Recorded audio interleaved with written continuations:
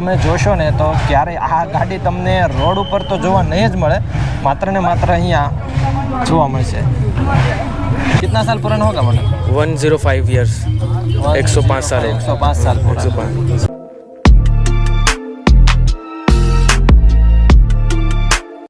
Online ticket पण book करावी शको छो અને ઓફલાઈન પણ ટિકિટ બુક થશે। સ્ટુડન્ટ માટે સ્ટુડન્ટ આઈડી કાર્ડ હોય તો 300 રૂપિયા અને જનરલ વિઝિટર માટે 1 પર્સનના 5000 રૂપીસ, સોરી 500 રૂપીસ। તો આપણે ટિકિટ લઈ લીધી છે, હવે અંદર જઈએ।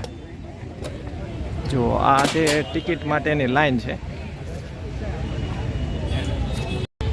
સામે કાર અને બાઇક માટેનું પાર્કિંગ છે, પાર્કિંગ માટે કોઈ ચાર્જ નથી। આપણે સામેની વિન્ડોથી ટિકિટ લીધી છે અને અહીંથી અંદર એન્ટ્રી છે।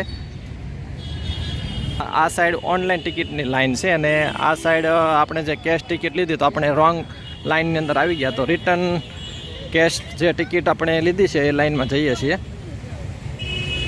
ચલો હવે પરફેક્ટ। चलो હવે અહીંયા આપણે ચેકઅપ થશે। લગભગ बैग स्कैन में रखेगा।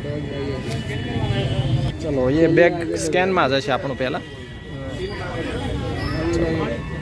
પ્રિન્સ ભાઈનો સ્પેશિયલ થેન્ક યુ આપીને પાછી। વિન્ટેજ કાર એક્ઝિબિશનમાં આપણે એન્ટ્રી લઈએ અને વિન્ટેજ કાર અલગ અલગ જોઈએ। અપ્રોક્સ 200 અથવા તો 250 સમથિંગ વિન્ટેજ કાર છે એવું અહીંયા આગળ ઇન્ફોર્મેશન સેન્ટર છે ત્યાંથી જાણવા મળ્યું। પણ એ પહેલાં ખૂબ જ આકર્ષણનું કેન્દ્ર બની રહી છે આ તમામ હાર્લી ડેવિડસનની અલગ અલગ મોડલની બાઇક છે। હું તમને બતાવું, જો કે અલગ અલગ મોડલ છે, કયા કયા મોડલ છે બહુ આપણને આઈડિયા નથી, પણ હું તમને બતાવી દઉં કે કઈ કઈ ગાડીઓ આવેલી છે। ચાલો જુઓ, એકથી એક ચડિયાતી ગાડી છે, જબરજસ્ત।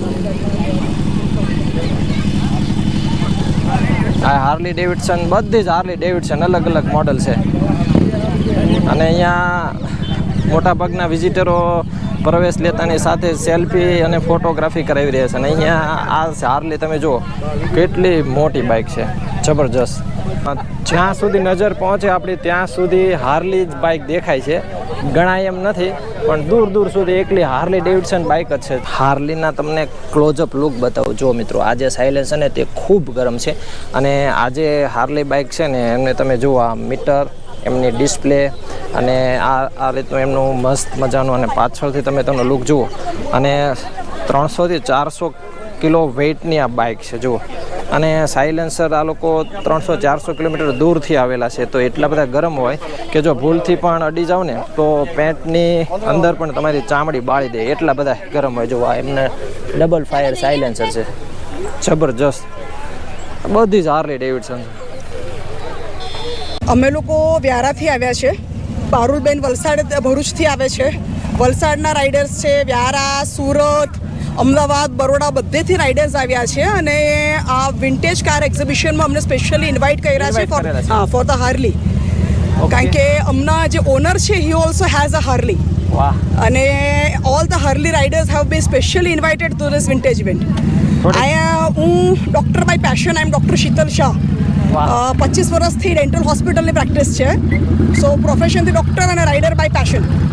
ઓકે, અને અમે અહીંયા વિઝિટમાં ઘણા જ બધા વિઝિટરો ફોટોગ્રાફી કરાવતા જોયા હાર્લી સાથે। થોડીક બાઇક વિશે અને થોડીક સેફટી વિશે આપ થોડી। સેફટીમાં શું છે, હાર્લીઝ બહુ હેવી બાઇકો હોય છે અને સ્ટેન્ડ પરથી ઉચકો તો સાયરનો વાગવા માંડે અને સાયલેન્સર્સ ભયંકર ગરમ થાય, એટલે અમે લોકો બધા પ્રોટેક્શન ગિયર સાથે પહેરીએ છીએ। તમે જુઓ તો રાઇડિંગ જેકેટ્સ બધાના, રાઇડિંગ પેન્ટ્સ પહેરેલા છે, તમારે નીઝ પર પ્રોટેક્શન હોય, તમારે થાઈસ પર પ્રોટેક્શન હોય, રાઇડિંગ શૂઝ પહેરીને, કારણ કે બાઇક પરથી માણસ કંઈ પડે કે કંઈ થાય તો એને નુકસાન ના થાય એટલા માટે આટલા પ્રોટેક્શન ગિયર પહેરીને કરીએ છીએ। અને ઘણી બધી લેડીઝ બી રાઇડ કરનાવી છે, તમે જોવો તો। વાહ, ઘણા બધા એવા છે કે જે 300-400 કિલોમીટર દૂરથી આવેલા છે। Okay, thank you.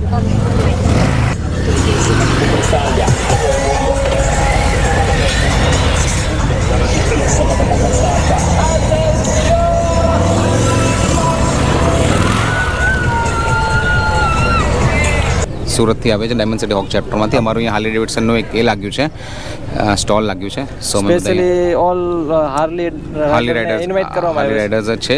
બરોડાના છે, સુરતના છે અને અમદાવાદ ચેપ્ટરના છે. અમારા ચેપ્ટર છે throughout Gujarat. There are 4 chapters. એક રાજકોટનું છે, અમદાવાદ છે, બરોડા છે, સુરત છે. We are from Surat chapter. Thank you. આપનું નામ sir? Ajay Athwiya. Okay sir, thank thank you. You.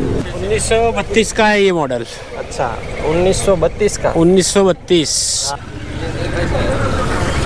અહીંયા એક કાર છે જે 1995 મેન્યુફેક્ચર થઈ છે. વિવેક મોટર્સ તરફથી અહીંયા મૂકવામાં આવી છે. નામ છે विवेक पी लाठिया. ये जो कार है वो विंटेज कार की कौन सी कैटेगरी है, कितने साल ये 1946 की गाड़ी है. ये MG TC है इसका मॉडल का नाम, और ये 1946 में बनाया था. और मैं इसको ख़रीदा था 1987 में. ये बिल्कुल जंक था, इसके पार्ट्स बिखरे पड़े थे, सब टूटे पड़े थे और सब सेपरेट था. तो उसको लेके हम रिस्टोर करने में 16 साल लगे, और उसके बाद हम कंटिन्यूसली इसको इम्प्रूव करते जा रहे हैं. मैं बेंगलुरु से हूँ और मैं इसको ड्राइव करता हूँ बहुत कुछ. और आप बेंगलोर से आए हैं? हाँ, बेंगलुरु से हम रोड पे आए हैं इस गाड़ी में. तो 1,500 किलोमीटर हम चल के आए हैं. 4 दिन के ड्राइव हैं. तो मेरा शौक़ ये है कि गाड़ी को रिस्टोर करें और जितना ओरिजिनलिटी हम मेंटेन कर सकते हैं उसको मेंटेन करें, मगर ये भी है कि हम इसको ड्राइव करें.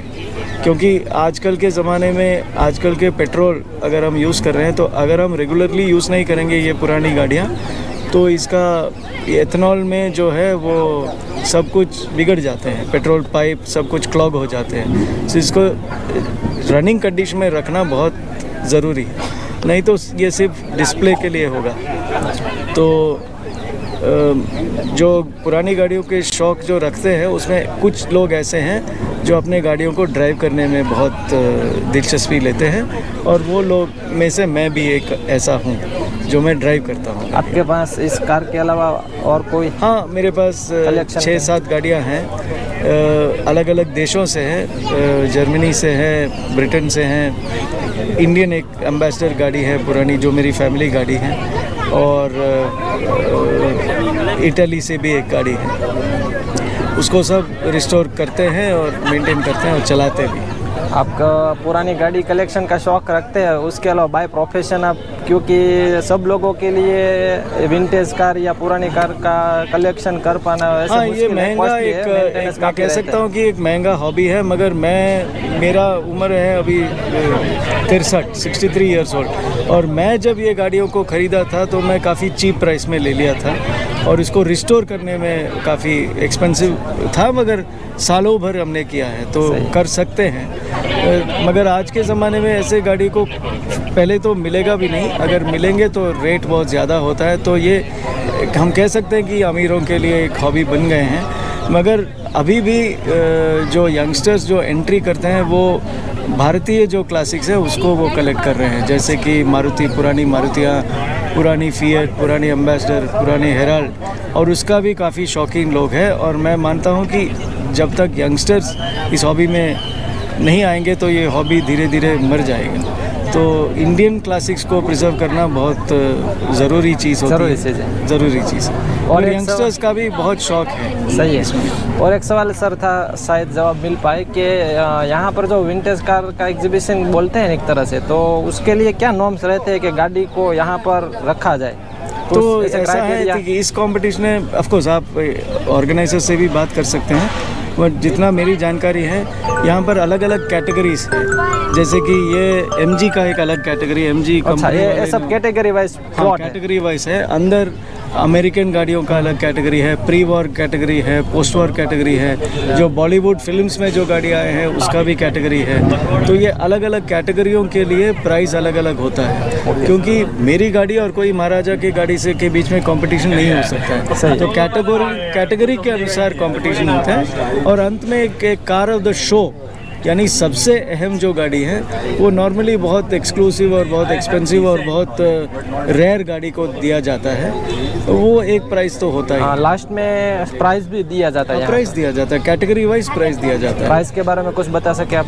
वो मुझे लगता है कि हर कैटेगरी में 2 या 3 प्राइस होगा। अच्छा चलो सर, आपने 6 और 7 कैटेगरियाँ ऐसा है। आपने अपना समय दिया, क्योंकि thank you sir. Thank you। और युवाओं के लिए कुछ मैसेज आप देना चाहें? हाँ, आप सब लोग अपने हाथ से काम करने का सीख लीजिएगा, क्योंकि आजकल के ज़माने में सब बच्चे जो करते हैं, जो अपने हाथ और पैर को इस्तेमाल नहीं करते, वो सिर्फ मोबाइल के सामने बैठते हैं और वो मोबाइल देखते जाते हैं या लैपटॉप पर काम करते हैं। सही है। मैं कहता हूँ जो इंजीनियरिंग में भी जा रहे हैं उनको तो एक नट और बोल्ट फिट करने का ये स्किल नहीं है। स्किल नहीं, सही है। मैं ये मानता हूँ कि अपने दिमाग की बत्ती अगर जलाना है तो आपको अपने दिमाग भी इस्तेमाल करना है, मगर हाथ को भी इस्तेमाल करना है। सही है सर। तो हैंड्स ऑन वर्क करने का सीख लीजिएगा बच्चे।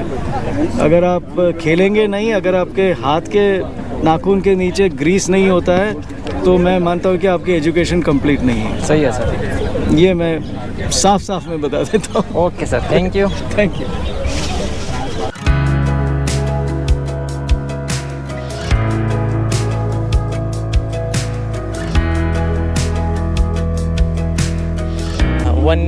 वन नॉट 5 years old है एंड इंजन स्टार्ट है गाड़ी का। अच्छा, पुराने समय का पूरा गाड़ी है? रिस्टोरेशन नहीं है, सब ओरिजिनल। टायर भी अभी तक चेंज नहीं हुआ है। नंबर प्लेट का कलर भी वही है। कंट्री, ये जो स्टेज का नाम है वो बसरा नाम है। बसरा। कितना साल पुराना होगा मतलब? 105 years, 105 साल है। 105 साल पुराना। 105। कहाँ से आए हो आप? मुंबई, थाने से।